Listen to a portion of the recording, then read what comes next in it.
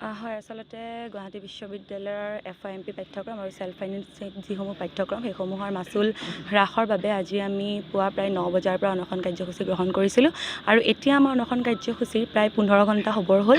এতিয়ালৈকে কিন্তু আমাক কৰ্তৃপক্ষই কোনো ধৰণৰ সিদ্ধান্ত দিয়া নাই আৰু তেওঁলোকে যেতিয়ালৈকে আমাক সিদ্ধান্ত নিদিয়ে আমি তেতিয়ালৈকে ইয়াৰ পৰা উঠি নাযাবলৈ আৰু আমাৰ লক্ষ্যৰ পৰা বিচলিত নহ'বলৈ আমি প্ৰতিজ্ঞাবদ্ধ।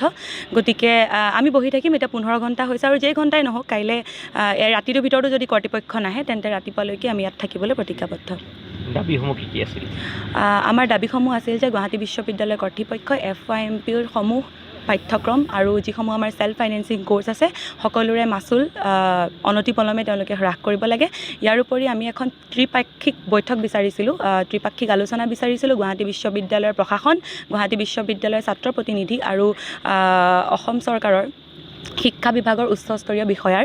গতিকে এইকেইটাই আছিলে আমাৰ দাবী। এখন ৰাষ্ট্ৰীয় মুখ্যমন্ত্ৰী হয়, কালি আমি যেতিয়া মাননীয় মুখ্যমন্ত্ৰী ডাঙৰীয়াক আমাৰ পোনপটীয়াভাৱে প্ৰশ্ন কৰিছিলোঁ গুৱাহাটী বিশ্ববিদ্যালয়ৰ ফি ষ্ট্ৰাকচাৰটোৰ ওপৰত, তেতিয়া তেওঁ আমাক পোনপটীয়াভাৱে কৈছিলে কিন্তু গুৱাহাটী বিশ্ববিদ্যালয়ৰ প্ৰশাসনক প্ৰশ্ন কৰিবলৈ, অৰ্থাৎ তেওঁ স্পষ্টভাৱে তাত উল্লেখ কৰিছিলে VC ছাৰৰ কথা, আমাৰ সন্মানীয় ননীগোপাল মহন্ত ছাৰৰ কথা।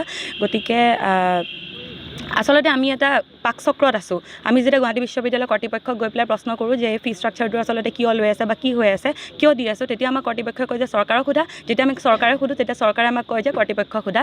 গতিকে এই পাকচক্ৰটোৰ পৰা এতিয়া আমি ওলাব বিচাৰিছোঁ আৰু এতিয়া আমাৰ এটাই দাবী যে আমাক সিদ্ধান্ত লাগে।